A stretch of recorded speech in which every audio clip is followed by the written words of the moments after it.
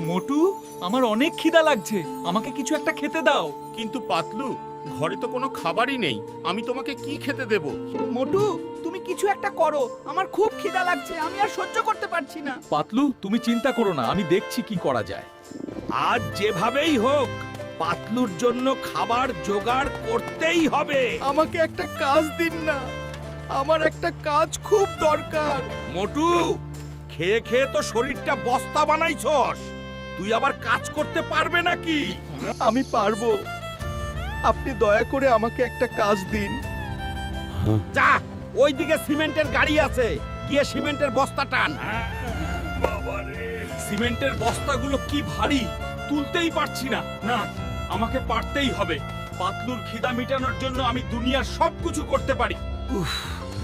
আর একটু, আজ যাই হয়ে যাক, পাতলুর জন্য খাবার নিয়ে তবেই বাড়ি ফিরবো। বাবা, আর পারছি না। যাই, ঠিকাদার ভাইয়ের কাছ থেকে টাকা নিয়ে বাজারে যাই, গিয়ে পাতলুর জন্য খাবার কিনে নেই। ভাই, আমি আপনার সব কাজ করে দিছি, দয়া করে আমার বিলটা এখন দিয়ে দেন। মোটু, তুই ভালো কাজ করছস, এই নে তোর বিল।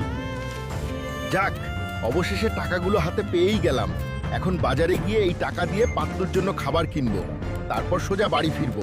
ভাই, আমাকে একটি প্যাকেট বিরিয়ানি দেন। দাঁড়ান ভাই, দিচ্ছি, এই নেন ভাই।